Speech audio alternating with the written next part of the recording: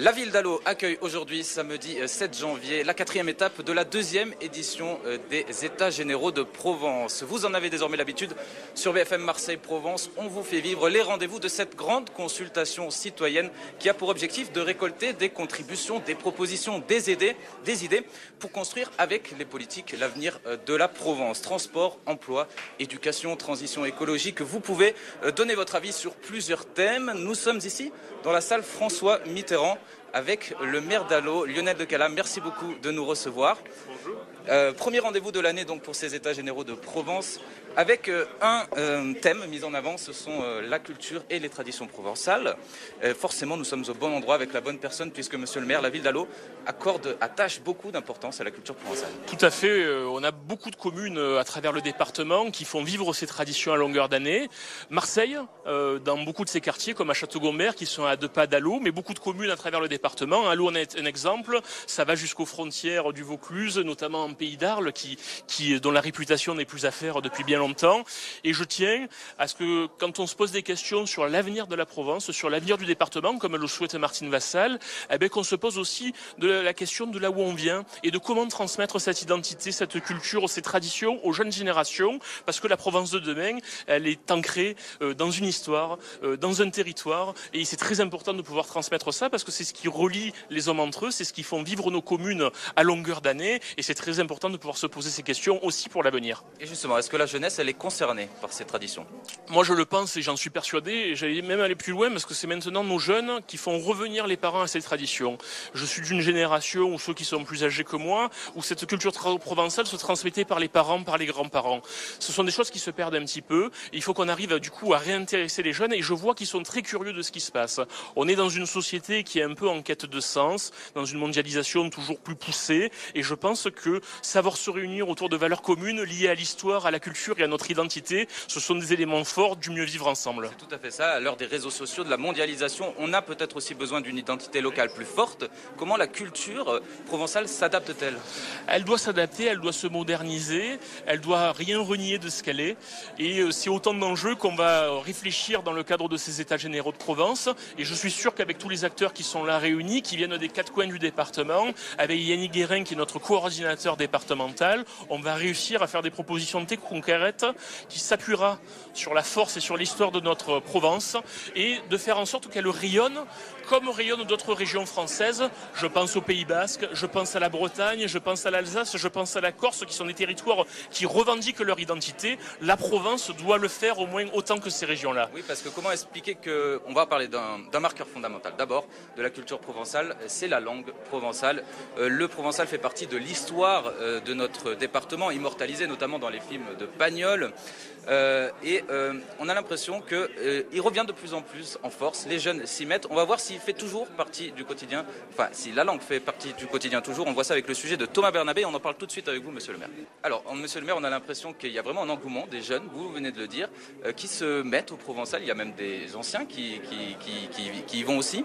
Est-ce qu'il y a beaucoup d'élèves qui pratiquent le provençal dans votre commune? Oui, et ils sont demandeurs effectivement d'apprendre cette langue. Je l'avais moi-même apprise quand j'étais plus jeune, quand j'étais lycéen, et il y a un regain d'intérêt. Beaucoup sont surpris d'apprendre que dans leur langage quotidien, il y a beaucoup de mots qui sont tirés du provençal, que ce soit considéré comme du patois ou des mots de la vie courante.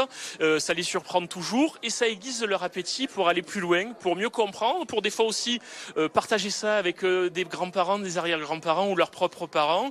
Et ça a beaucoup d'avantages et ça les inscrit du coup dans cette histoire. Et par la langue aussi, on peut les amener aussi à participer aux événements traditionnels et à tout ce qui fait la vie de nos communes à travers tout le département. Le but, c'est donc d'arriver à un statut comme le basque ou le corse dont vous parliez tout à l'heure, que le provençal réussisse à revenir en force. Bien sûr, on a la chance d'avoir une culture héritée de Frédéric Mistral et qui a une histoire beaucoup plus lointaine, qui est très forte, très marquée, et il faut des fois pas grand-chose pour la faire revivre, la remettre au goût du jour, la transmettre aux jeunes générations, et c'est autant de questions qu'on va aborder dans le cadre de ces États généraux de Provence. Alors justement, on va en parler de ces États généraux de Provence, c'est l'événement du jour, donc qui permettent aux Allodiens de venir s'exprimer, de faire des propositions. Est-ce qu'il y a déjà des administrés qui vous ont fait remonter pas mal d'idées? Oui, il y a déjà des consultations qui se sont fait jour en ligne sur le site. Il y en a beaucoup, j'espère qu'on va recueillir aujourd'hui, et même durant tout le week-end, parce qu'au-delà de la réunion du jour, c'est un week-end week-end de festivités autour de la Saint-Clair. On refait vivre les foires au gibier comme elles pouvaient avoir lieu au XVIIIe siècle. Et c'est autant d'éléments qui va permettre aussi la réflexion sur le sens de ces manifestations et sur la manière de les transmettre, de les faire vivre, de les renforcer et de leur donner du sens pour tout un chacun. Alors, il y a les traditions, il y a la culture provençale, mais il y a aussi le contexte dans lequel ces États généraux de Provence se déroulent, marqué par l'inflation, la difficulté que rencontrent certains de nos artisans. Je pense notamment aux boulangers dont on parle beaucoup en ce moment. Est-ce que vous avez eu l'occasion de discuter avec eux? Ils ont des propositions à vous faire aussi? Oui, aussi, bien naturellement. On vient de passer les fêtes de l'Épiphanie. Je vois par exemple à Allo, on a mis du coup un coup d'éclairage sur tous nos boulangers qui font aussi quelque part détiennent une part de ces traditions, de cette culture qui est liée à la vie provençale et on est tous des acteurs, qu'on soit commerçants, quel que soit leur âge. Bien naturellement, on les aide, on les accompagne, on fait le lien avec la chambre de commerce, on essaye de faire ce qu'il faut pour les accompagner au mieux à traverser ces difficultés. Et je suis heureux de voir que grâce aux ventes du gâteau des rois, grâce aux ventes liées à l'épiphanie, ça vient renforcer un peu un soutien au-delà du plaisir que nous avons à partager à table ces éléments qui font partie du patrimoine culinaire de la Provence et qu'on puisse naturellement leur permettre d'avoir des recettes dans une période où ils sont des fois un peu en difficulté avec les hausses des coûts de l'énergie. Il y a une autre actualité qui vient perturber le quotidien des Provençaux, en tout cas s'ils sont malades, c'est la grève des médecins généralistes. Les centres de santé provençaux sont saturés. Comment vous vous adaptez? Comment vous pouvez réagir? C'est une situation qui est très difficile et qui est très inquiétante. L'état général de nos hôpitaux est un vrai sujet de préoccupation.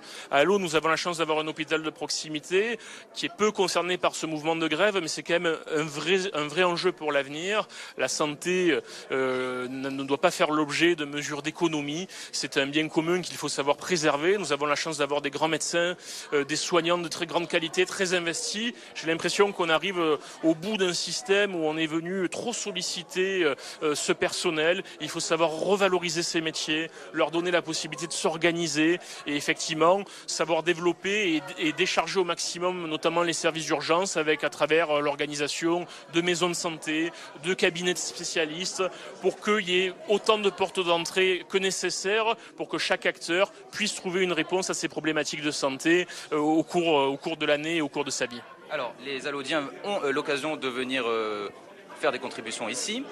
S'il y en a une que vous avez envie de retenir, vous allez dire toutes, mais que vous aurez envie de défendre au conseil départemental. Moi, c'est vraiment la transmission aux jeunes générations. Le département, avec Martine Vassal et l'ensemble de son équipe, met beaucoup de moyens, notamment dans les collèges du département. Et je veux qu'on puisse mieux transmettre cette culture provençale, faire porter le sens de cette identité, de ce qui fait vivre nos traditions à longueur d'année dans l'ensemble des collèges du département. Et donc, j'espère qu'on aura des propositions très concrètes qui iront en ce sens et qui pourront être déployées au fil des prochaines années pour que chaque jeune puisse s'approprier cette culture et la transmettre en son tour.